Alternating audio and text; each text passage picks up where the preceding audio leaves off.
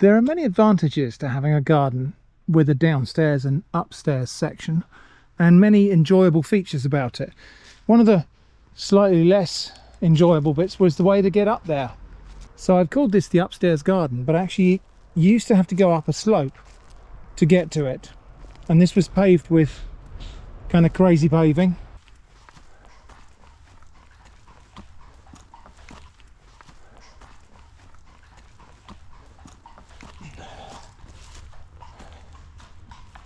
And in winter these stones would just get slick with algae and moisture, and it was an accident waiting to happen. In fact, I used to walk on the soil rather than on the stones.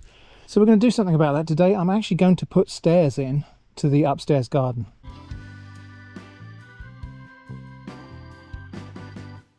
So first thing we need to do is move these stones. So Jenny's lifted them already and stacked them over to the side here. These are broken limestone flags. So these are pieces of limestone rather than concrete. But we need to get all these out of the way so that I can work on the staircase. The timber I'm using for this build is 145 by 45 millimeters, or 2x6 in old money. And I've managed to get it in 4.8 meter lengths, which means that I can do the whole run of steps, the sides of the whole run of steps, with two solid pieces of timber that don't need joining. However, there is a little bit of work to do here. As you can see, daylight underneath that piece of timber there. So what I need to do is make sure this angle here is a right angle, make sure the ends of these two pieces here are level with each other, and the same at the top. The distance between the two is 700 millimeters. Now, this build is not going to be a complete tutorial for how to make steps or stairs on a natural earth slope or bank. The technique I'm using here came from a video from a channel called Wineberry Hill.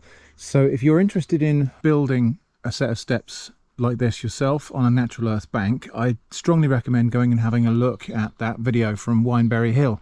In fact, stop watching this video and go and watch that one, because he goes into a great deal about the theory of what this is all about and the different techniques you might need to use to adapt to different terrains and so on.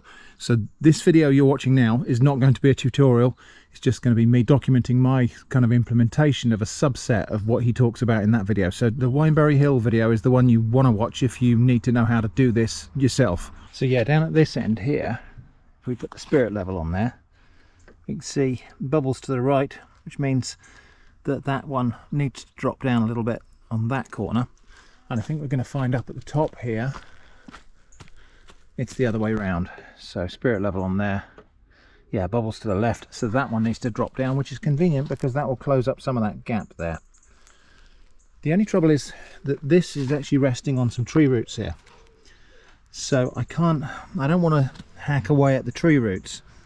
So what I'm actually going to do here is cut away a piece of this timber so it still rests on top. That won't matter because this top step has got to be shaved off anyway. So I just dug out a little bit at the bottom here and dropped that end down, so the ends of these two pieces of timber here are now level with each other. Not so at the top, and this will need some adjustment. So as I say, this is sitting on top of a tree root which I don't want to damage. The whole point of doing this method of construction is that this just mostly sits on top of the soil, and so if someone else wants to come along and remove this after I'm gone, there won't be any trouble. There's nothing going into the ground apart from a few anchor pins. There's no concreting, there's no footings. It's just going to be sitting on the surface of the soil but anchored into the soil. Yeah, so it won't disturb the tree roots, which are quite important. But also, if somebody wants to change it, all they've got to do is take it off the surface. So that's how much I need to take off the bottom of that piece of timber to make it sit straight. And it's only in this little corner here, so it's just a little bite I need to take out of it. So there's the chunk I need to cut out of this to make this sit straight on top of these tree roots here. The other thing I'm going to do as well is just take an angle off of here so there's no protruding corner at the top of the steps. So I'm just going to make a measurement and cut a triangle off of both sides so that there's nothing sticking up to trip over at the top of the stairs. When we moved this big stack of stone here yesterday, this was the stuff that was all down the side here, which was the old path that had been in this location. Jenny had moved it across. Underneath it we found slow worms. I found 3 slow worms, which is a reptile. It looks like a snake, but it's actually a lizard. And so this is obviously a good place for slow worms to hang out. There's tons of food here.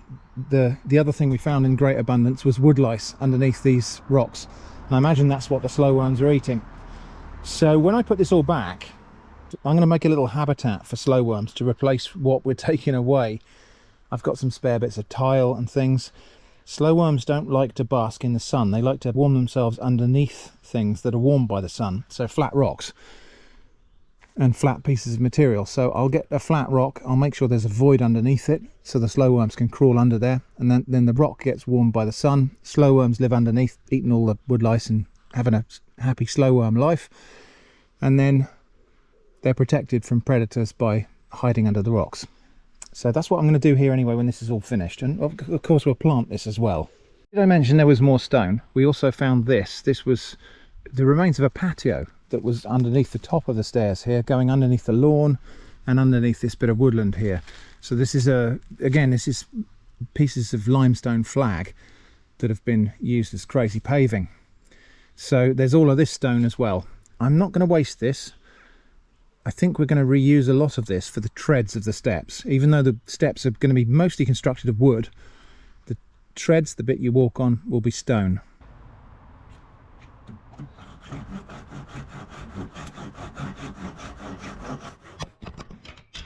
Alright, so notch cut out of that end now to fit over those tree roots. The ends here have been sloped off just to make them a bit less of a trip hazard, and we are now level across the two. So the next thing I've got to do is cut some risers. So I need to cut these to the nice square ends, and something that every tradesperson knows but not every DIYer knows. On most hand saws, that's 45 degrees to this back of the blade, that's 90. So you can actually use your saw as a square like that. That is a line that's 90 degrees. We can prove that by scribing a line, flipping it over and offering up the other way, and we've got, yep, pretty much a perfect match. Obviously if you want to cut really precise angles, you need something with a bit of a longer base than this, but for framing work, that's as good as a right angle as you probably need for this kind of a job. It's also worth checking rather than assuming that the supplied end of the board is indeed cut straight. Not always the case on any kind of materials you buy. You can't always guarantee that's been cut at a right angle. This one has, so, but it's worth checking that before you go and measure off and you find that this corner is 65 to your other right angle. So yeah, measure thrice, cut once. Because what we're doing here is kind of shade tree carpentry, I've only got my little fold up bench and I'm cutting at a wonky angle and all sorts of other things with the long piece of timber just resting there. I've marked 90 degrees down the face of the timber here as well. So when I'm cutting through here, because this is not laying flat on the bench and I'm not using any power tools or anything like that, which will give me a straight cut, so I'm just going to keep an eye and make sure my saw blade is going through the timber straight there rather than cutting a bevel. And then we get nice square cut ends. Just cut 2 of these for now because there's one more thing I need to do before I do the frame. What I'm going to do before I put all of the risers in is just fix one at the top and one at the bottom, top, bottom, to give me a square frame to work with. There is one more cut I need to make first, which is to take off that protruding angle at the bottom of the steps here. You don't really need to do that, but it will make it look nicer. Something like that. And then that's the angle I need to cut off the bottom of these steps to make sure that that bottom riser is vertical. So that's my line. That line there will be vertical when this rail is back in place. Now what we could do is take 90 degrees off of that. If we take a 90 degree angle off of that and go across here somewhere, if we measured that, that will be the tread of the step. So we could measure across there and we could mark out where our first riser is going to be. So that's going to be the length of the step, which is good. That's about probably 60 centimeters. So steps are going to be 70 centimeters wide by whatever that is. Let's actually measure it.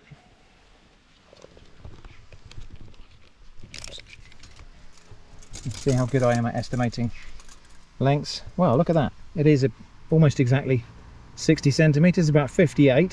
So the tread of the step is going to be 58 centimeters, 580 millimeters deep by 70 wide, which is a nice big step, easy to get both feet on if you need to stand there.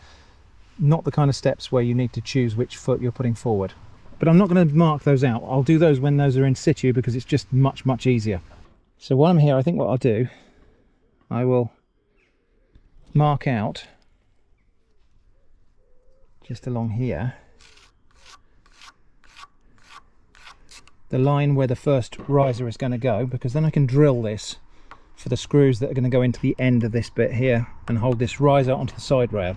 If you're a professional, you probably don't need to pre-drill your holes and all this kind of thing. You've got the muscle memory to do that day in, day out and get it nice and square. I'm going to pre-drill my holes so that I don't have to make stupid mistakes where a screw comes out the side of the wood or splits anything like that. So yeah, if you're a pro, you probably don't need to do this, but I'm an amateur. So I'm just setting my riser about 2 millimeters in from the end of the side rails, just so that if something is exposed to, whether it's this end, not that end. So that's the bottom riser in place, which is great. I'm just going to put one in temporarily at the top just to keep things square and the right width while I do the next stage. So that one is in place there, completely temporary. This is where we learn that the timber has a slight twist on it, but it'll be fine. As I screw in more and more risers as we go up, that will straighten it to a certain extent, and it hasn't got to be perfect. So now we've got the top and the bottom braced, I need to flip it over so I can line the underneath with landscape fabric. But first, actually, I'm going to try and just level the site a little bit because, well, it's propped up on bricks at that end. That's why there's a void here and also here. But I'm just going to take out all of the blocks and try and create a level bed for it. So Jenny gave me a hand flipping that. This is now upside down. And now we're going to get some of this weed control fabric on the bottom. Now this is a woven plastic material. It's best if we don't cut this any more than we absolutely need to, because it will start to fray at the edges. So it is wider than I want. It's 1 meter wide and I only need 70 centimeters wide. So what I do when I staple it on is I'll double it back at the edges to save me cutting a long strip off of it and creating a huge frayed line. Move out of the way, dog. It's coming down. Diva. Alright, fabric roughly in place. Now I need to staple this on. Now I bought this staple gun from Lidl, from the middle of Lidl, about, I don't know, 5 years ago, and I've never used it. So now is the outing for this electric staple gun from Parkside. I think probably I'll test it on a piece of scrap timber first. It's already switched on, that's handy. Anyway, let's give it a try. Wow. Yeah. I was not expecting that to be quite so strong as that. Anyway, let's go and staple this on.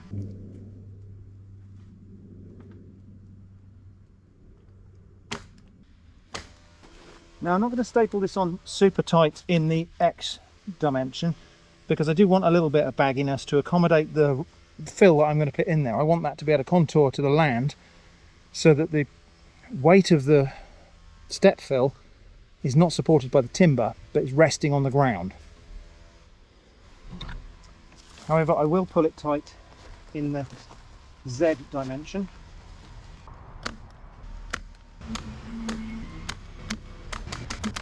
Right, that will do for now because I've got 14 meters of this stuff. I'm going to make a double layer. So I'm going to go back up. In fact, I may just use all of this. I may just go back and forth until I run out because I've no further use for a piece of fabric like this, and if I cut it, it's just going to fray.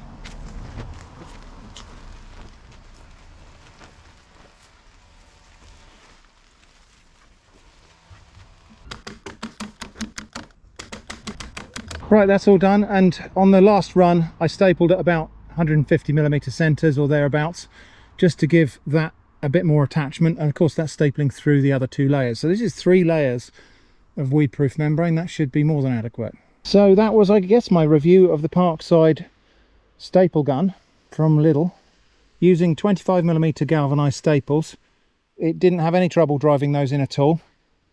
Actually rather pleased with that product. This is going to get used once a year or something like that. More than adequate. It does come with some little pins as well as staples, so it can take various different things. It can take the little T-shaped nails or staples of various dimensions. Let's flip back over. This is going to be the final position, and I just got to run the spirit level down it just to make sure that the two sides are about level, and they are.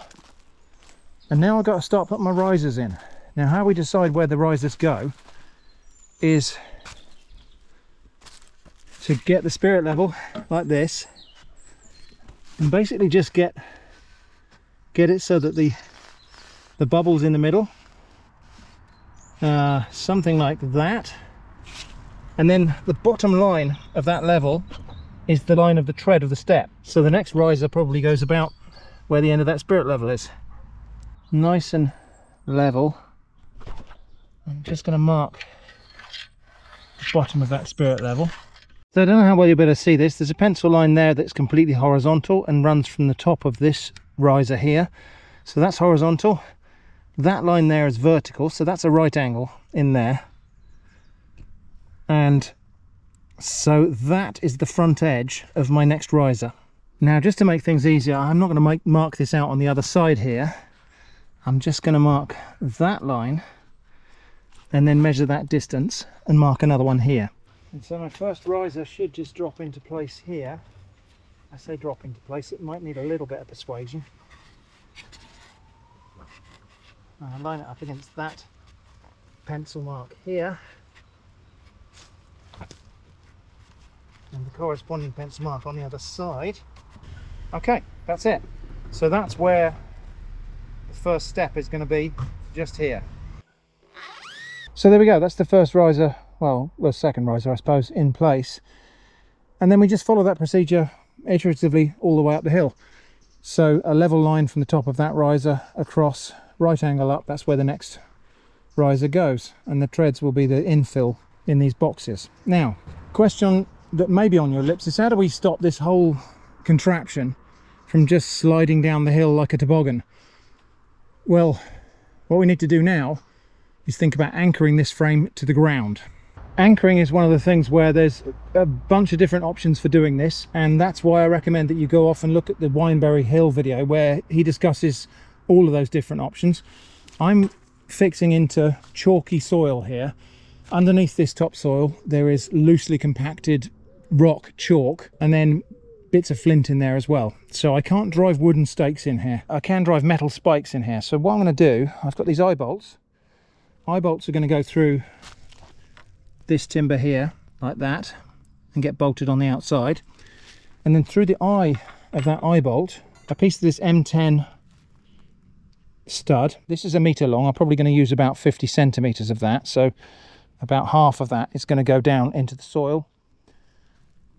It will nest into the rock chalk.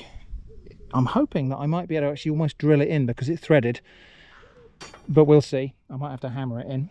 And I've got enough to make 10 of these, so I'll do 5 on each side.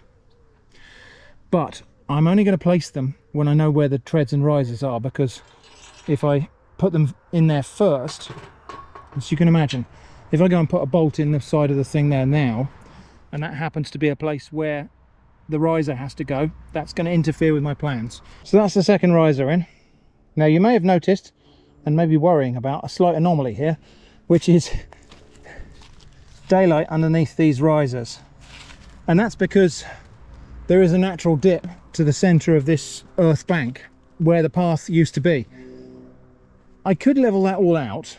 I'm not going to bother. What I'm actually going to do, because these are going to be filled in, I'm just going to make sure I fill that bottom bit there with big pieces, big like bricks and chunks of stone, to fill in that gap, to wedge against that riser so that the smaller loose fill can't get down underneath it. Here we run into another interesting problem. So there's a knot here in this bit of wood, and it just happens to be at the 700mm mark where I'm going to cut my next riser. I don't fancy cutting through that knot because it'll be hard work. It might split out and leave a hole here. The other end of the board is completely clear, so I'm just going to flip the board round, cut it off the other end, because there is going to be waste on the end of the cut anyway, so that will offset the cut. So when we get down to here, that won't be on the end of a board. Doesn't matter so much if it's in the middle, it's just if that's on the end, that knot might fall out and make a hole. It's not a big deal, but it just means there's less for a screw to bite into down there. Anyway, as you can see, I've got 1, 2, 3, 4, 5, 6 risers in so far. About another 3 or 4 to go, and then I'm going to anchor it down. I haven't done any anchoring actually. I thought I'd get all the risers in first. So now that I've got about 3/4 of the risers in, I can take out this temporary piece here, which was really just enforcing the spacing of the 2 side rails. That doesn't need enforcing anymore because obviously all these risers are doing it now. So that can come out, but it is measured to size, so that's my next riser anyway. Now, you know what they say about measure twice, cut once? Well, that's what I've done here actually. And here's one way of practically doing that. I mean, obviously if you measure twice in exactly the same place, you're liable, especially if you're reading the numbers upside down, you're liable to make the same mistake twice. So what I've done actually here is I've measured 70 centimeters there and 70 there. So that's my 2 measurements, measured twice, cut once.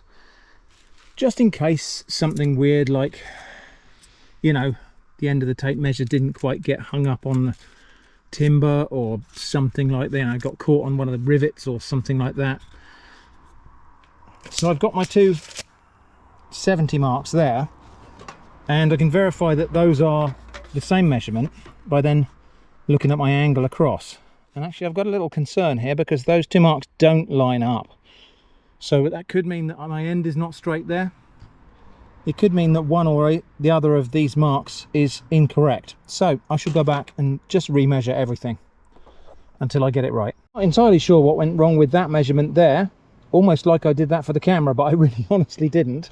But I've measured another 2 70s, and this time, to a reasonable degree of accuracy, they line up to my satisfaction. So that 4th measurement there is a bit duff. It was as well to check, because if I'd gone off that one, I'd end up with something that's about 1 millimeter or 2 too long, and it doesn't matter too much on a framing job like this, but that would have been quite difficult to squeeze in once we've got all of these other risers constraining the sides of the rails. I don't know if you've noticed the elderberries on that bush there. I ought to pick those and do something with those, didn't I?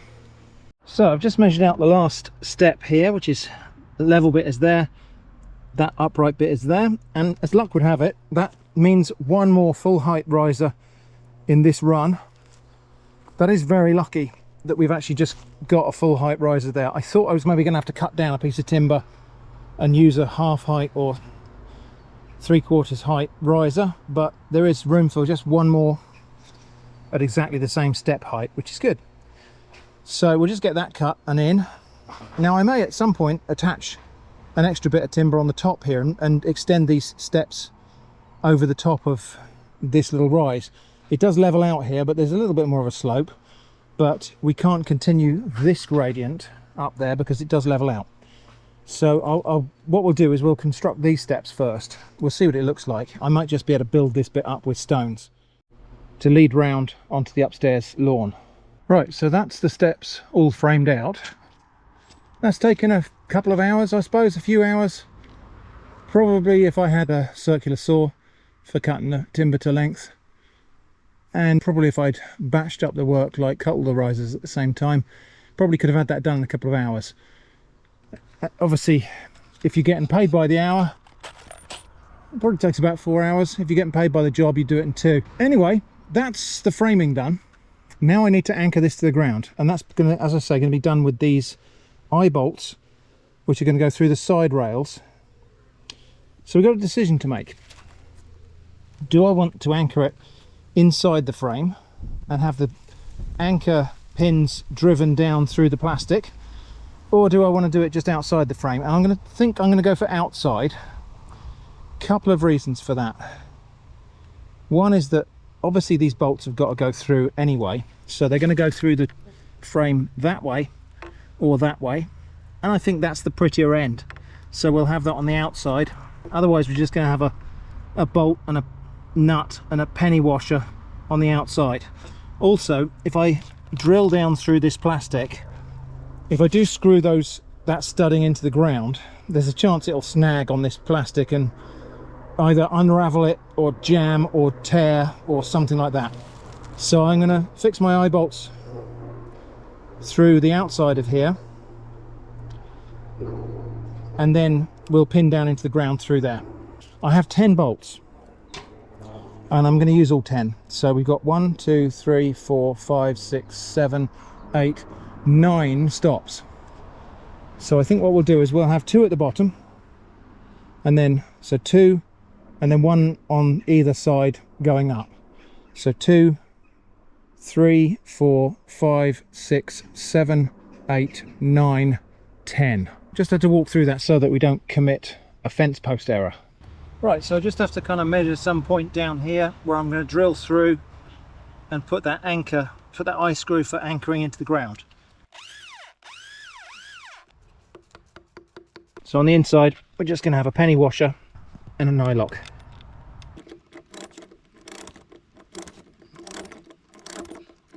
Got my middle line marked there, and I think I will just grind a couple of little bits off of here to make this into more of a point. This is the end that's going to go in the soil.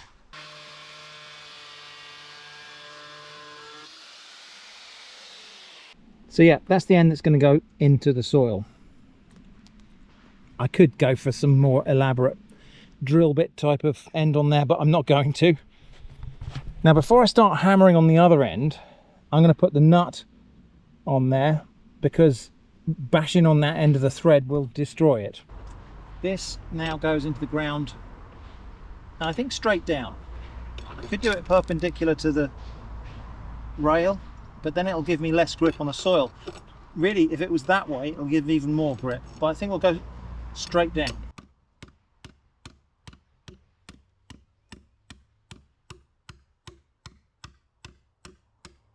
Okay, I can feel that I've hit the chalk.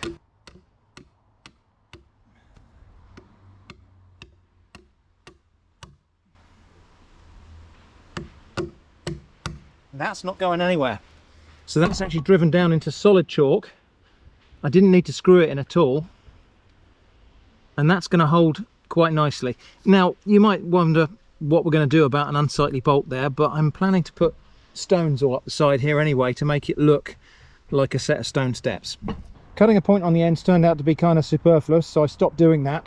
They still drive in okay, but yeah, I can feel them biting into the chalk, which is good, because these aren't going to go anywhere unless I want them to, in which case I can attach a drill on there and unscrew them out if they won't just pull out.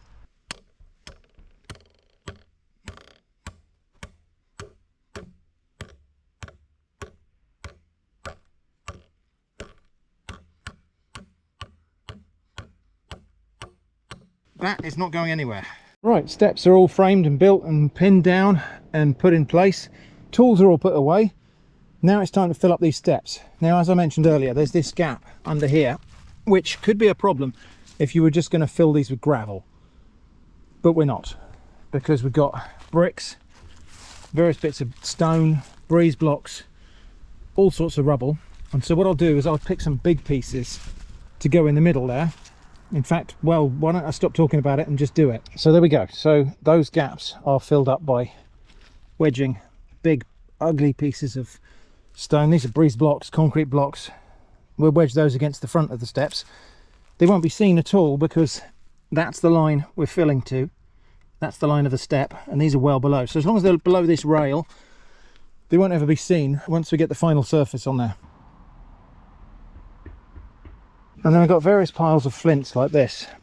So starting with the larger ones, just because it's easier to fit them into the bigger spaces at the start.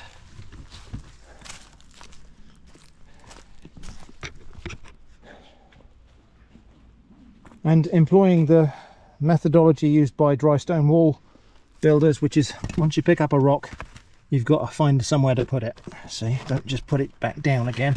Spend the whole day picking things up and putting them down. So yeah, we'll fill in the gaps with decreasing sizes of flints, and then probably some gravel which we might need to buy in at the very end. Eva! Eva, Eva of course is the expert on stones.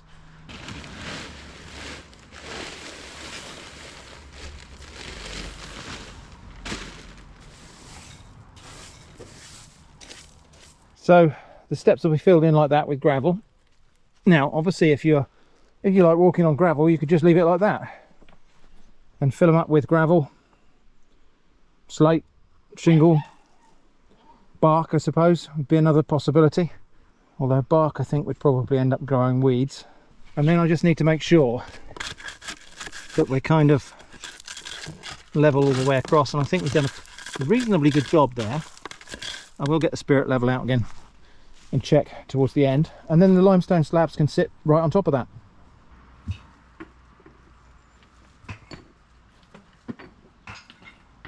So I want these stones here to overlap that bit of wood, but they're not evenly thicknessed at the front, so I'm going to take a bolster to them and just see if I can take off a slice of stone underneath there and make it lap onto that wood without being uneven.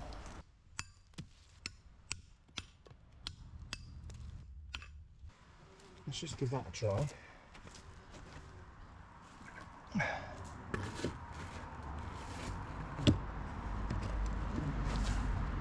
Well, that's a bit more like it, so that's the idea. So that will sit on top of that piece there without being wobbly. So I've just got to trim some pieces off of there to make that come flush with there. And then we'll find some little bits to fill in the back. So that's the general plan. I've chiselled off the front of these stones so they lap the wood just about. And then we are as good as level all over. A little bit on the wonk, but we need to walk on it a bit. But it's, yeah, it just needs to be walked on a little bit just to settle it down. And then we probably will have to come back and backfill with some more gravel, possibly sharp sand, something like that. So that's it with the cracks filled in with gravel, and we've got to fill in and dress with stones all the way up. But that's what one of the steps is going to look like. Right, we're about halfway done now. So 1, 2, 3, 4, 5 steps are done. 4 or 5 still to do. 5 including the top one. So what I've done actually, I've used my angle grinder with a stone cutting disc to cut a slot out of the front of these big slabs. We're using on the front of each step, we're trying to use the bigger pieces here, so they don't tip over the front of the step, and so they don't, and the slot makes it so that they don't slide off the front of the step. These are bedded onto obviously the stone you saw me fill in with, but also onto, I started using ballast instead of gravel, and I'll show you why. So I'm using this mixed all-in ballast, which is sharp sand all the way up to gravel. It's meant to be used for mixing concrete, but it's actually quite ideal for what I want here. Couple of reasons for that. One, it's really cheap, but also it packs together more tightly than the gravel that I've used here. This gravel, there's still quite a lot of void in here, whereas this, it's where it's got the finer grains, will wash down into the voids between the rocks. So this will produce a tighter packed base underneath these slabs. I am expecting that this will wash down a little bit and I'll have to top it up. Perhaps I'll have to lift 1 or 2 of the stones, pack them out with a bit of extra material underneath, but that's fine. Like I say, that ballast was £4 a bag, so it's actually very reasonable, and we're using less than 1 bag per step. You might be wondering, why haven't we concreted these steps in place? Why haven't I actually made a sand cement mix or a ballast cement mix and concreted these steps in place? We could have done that, and in fact, if you were going to make a set of steps like this and they were going to get really, really high footfall, lots of people walking up and down them all the time, then you might not want a solution like this. You might want to bed them on a cement bed. But I wanted this to be removable so that if we get bored of it, or if we want to move it or change this for something else, we'll be able to do that just by taking it off the surface of the land. And all of the materials here, the stone and everything like that, will be reusable for something else. That was the thought process. And as I say, it's actually really quite solid. So plenty solid enough for the amount of footfall this is going to get from us walking up and down here a few times every day. Anyway, that's enough talking. I've now just got to crack on, cut the front piece off of these slabs here so that they lap onto the wood, and then bed these down on the gravel.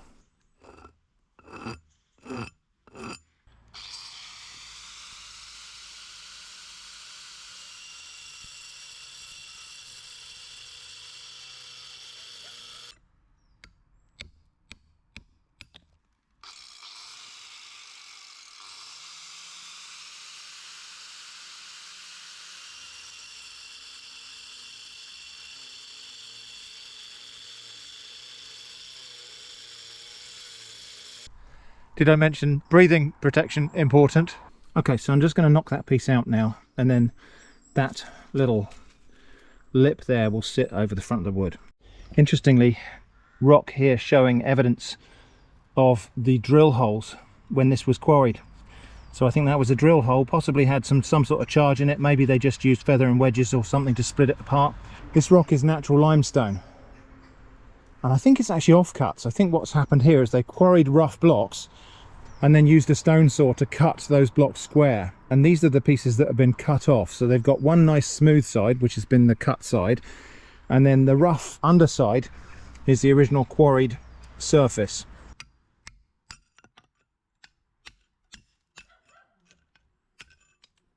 All of these offcuts can either go into this step if required, fill in a little gap down there, or into the next one. Okay, and we should now find that this stone sits on there. I might need to take a bit more off actually, just so that that lip fully covers that wooden step there. Right, so that's cut, and obviously you can see at the moment that's quite wobbly. And it's probably because we've slightly overfilled this underside here. So I might need to take one or two of those pieces out there before we put the sand in. But there we go, that's the cut piece there. That laps onto this front timber here, like so.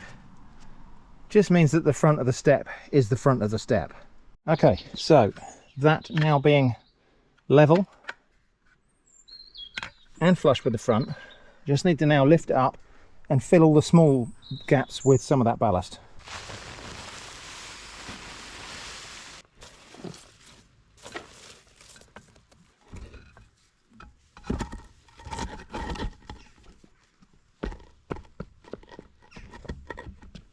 A little bit more at the back there, obviously.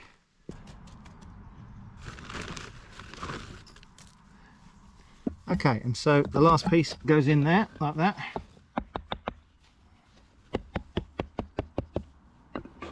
And then I'll infill all the cracks and brush this stuff into the cracks and jam it down a little bit.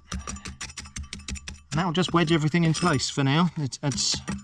Nothing is cemented in place, it's just gravity and friction holding this together. But that's going to be enough for what it needs, I think.